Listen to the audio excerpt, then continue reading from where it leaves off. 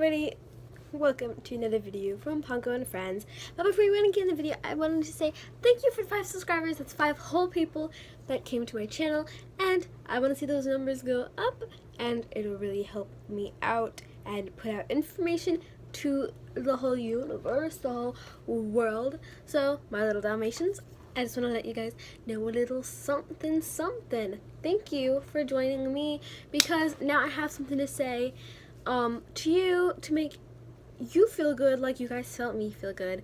So right now I'm just going to say that a lot of people commented and liked my videos. You didn't have to do that. You did not have to take the time out of your day, but I do have a few commenters. So on my feeding all my pets video, I had a commenter who said, who was Mad Bio Reptiles. He's over 1,000 subscribers, so that was a little surreal for me, but he said, awesome video, love your pets. I myself have over 20 pets, mostly snakes and reptiles, but a lot more as well. So he really knew what he was doing, because I had talked about how I had like 12 pets there, and I plan on getting more. So yeah, thank you for commenting, because you said you loved my video, that it was like awesome, and then you love my pets. So thanks for that. You did not have to say that.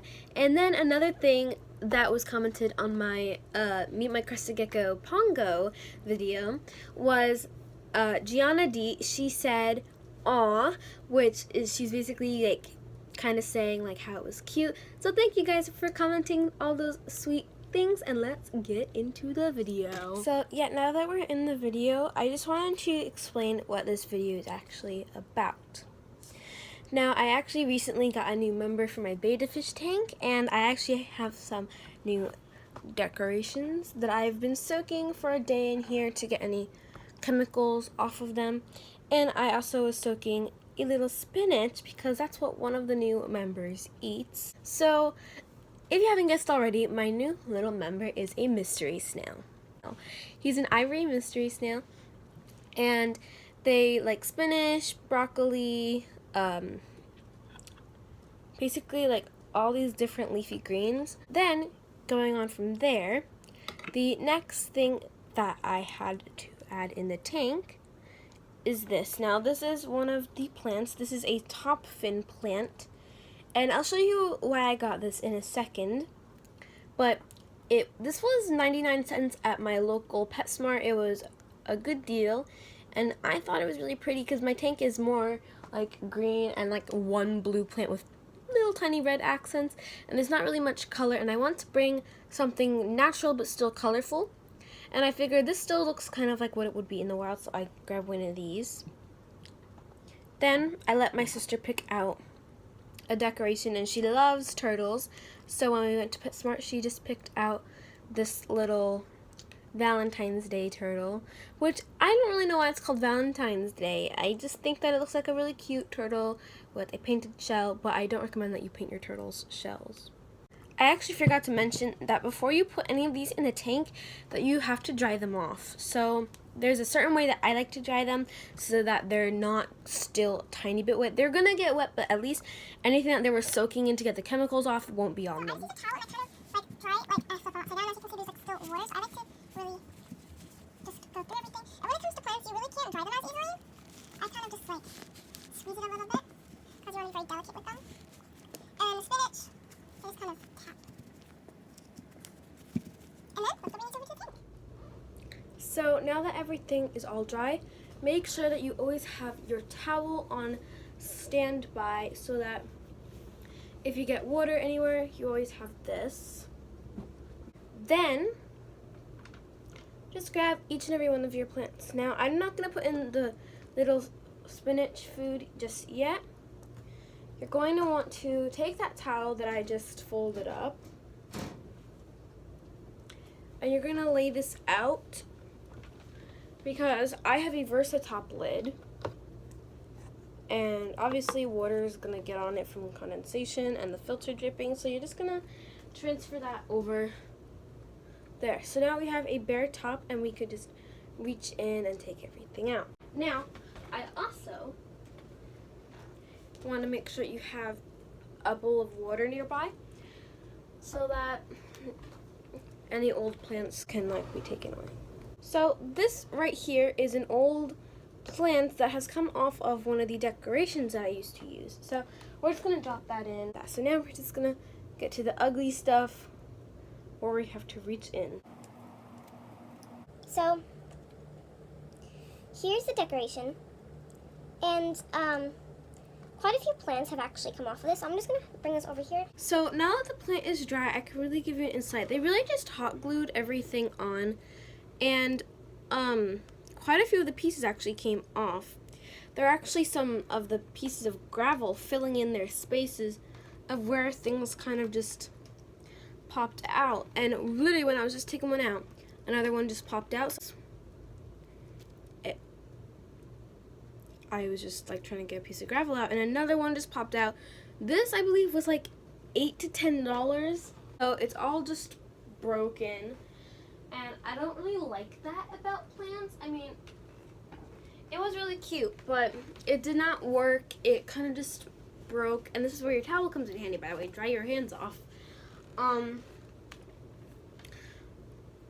So now the first thing that I'm going to be doing is putting this plant in. Now the reason I'm putting this one in first is just because this one's the biggest one, and this will really help me determine which way I want my plants to go. So now that we're angled more to the fish tank, I'm just going to try and place this in. I might get off camera for a minute so that I can just figure it out.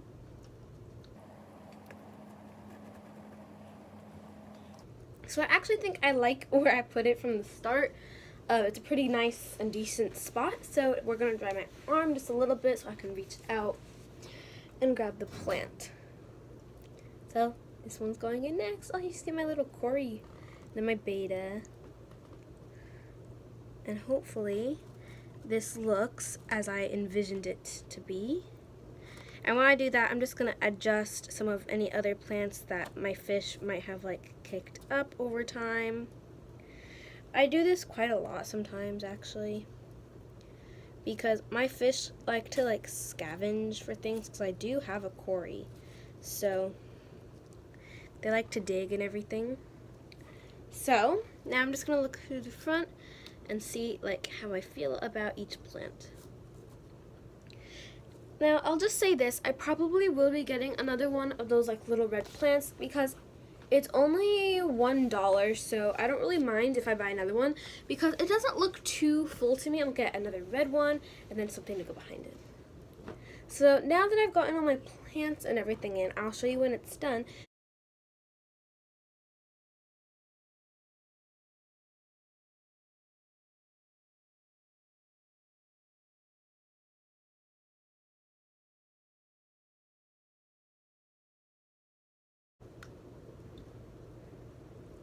Now I'm just going to drain my arms off because it's a very wet process, but I know that a lot of fish actually like to eat spinach, so I'm not too worried about that. So now that's all done, let's get into seeing the tank. So guys, what do you think of the tank now? I know that I've showed my tank on several Instagram posts before, but I definitely love this new little decoration. It is so adorable, and the plant in the back actually serves some really good purpose on color, and I love how the colors kind of coordinate. We have a little blue plant that my sister actually chose, and I'm actually really happy that we have a little bit more color in the tank because it used to be very boring, very bland, and I know that it looks quite full. It really isn't as full as you guys think. It's actually pretty empty, if you ask me, because they're all shoved in the back. So I'm actually just gonna move a little bit more around off camera, and I'll come back to you when I'm done. So now you're probably wondering why it's completely different looking from when I left you off. Well then, let me just tell you. That giant plant that was in the corner over there was giving off this weird yellow stuff, and I was like, no, I can't put that in the tank. I don't know what it is, and I don't need that to ruin my tank's environment. So I separated that into the little bowl I have over here. This is the plant I was talking about. As you guys can see, the minute I lifted that up, there's all this gross stuff in the tank now. Look at that.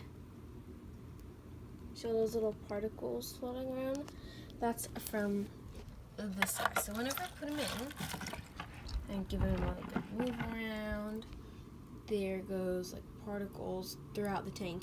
So I really want to keep him, like even when I put him down, there's like stuff coming off here. And I really liked the way that the plants looked. But I feel like the base of it was so big and not really thought of much, and it's not the best quality plant. Considering I spent $10 on this giant plant, I'm pretty disappointed about how to react to it, so I'm just gonna let it soak, and hopefully when that's done soaking for a day, I can put it back in tomorrow, or like make sure that I check and see if there's any particles coming off of it. And if there still are particles, I'm gonna let it sit for another day, and if there's still particles, I'm not gonna put it back in the tank at all. So that's really what's going on. Before we go, I wanted to give you a formal introduction of our new snail though. So in here we have a new snail. I haven't thought of any names yet, so if you guys have any name suggestions, just put them in the comment section down below. But we have some spinach here sitting kind of like in the corner for him to eat. But this is our new snail. He is just a baby. He is an ivory snail, so I'm gonna give you a better look. So this is an ivory snail. As you guys can see, he's coming out. He is an ivory mystery snail though. He's really awesome looking in all my tanks, and he's pretty cool. I've seen him climb on the walls, I've seen him climb near the heater, and he's overall a really awesome little dude.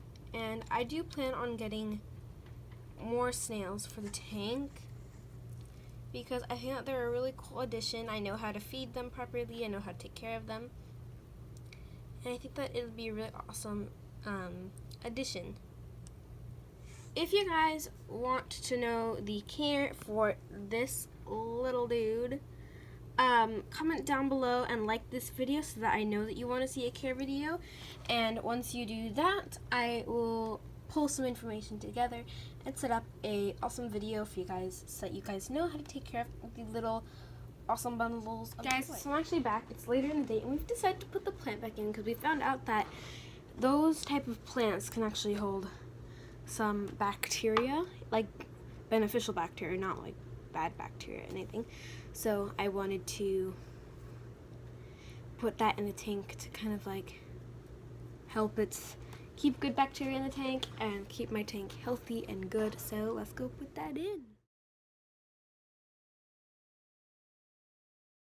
So now that's all done, this is the overall look of the tank. The snail is coming out to eat. The tank is doing great, the filter is doing great, and we found out by the way that that rock is actually beneficial because all those holes can like hold beneficial bacteria. So I decided to put it back in here, but this is the overall tank. I just wanted to say that the rock that I'm saying that holds good bacteria, it does. It also is called a loofah rock, and the loofah rock is actually a type of rock that not only holds in good bacteria, but gives you a nice and leveled out pH. It could bring the pH up, and because bettas are tropical fish, the pH is very important to have kind of high, but still close to the middle, like it would be for guppies. And this rock really helps retain the same pH. So I find it very helpful. So if you guys want to check those out, you can find the same exact one that I have at Petco, or you can find the rocks by itself on Amazon. And if you guys want me to do a video on live rock or beneficial rocks that are for your tank, like this, just comment down below and I can pull over some research to help you guys out with your live rock and beneficial rock journeys. Bye-bye. So, thank you guys so much for watching this video of getting my new snail and putting in some decorations in the tank. And I will see you guys in a future video. Bye!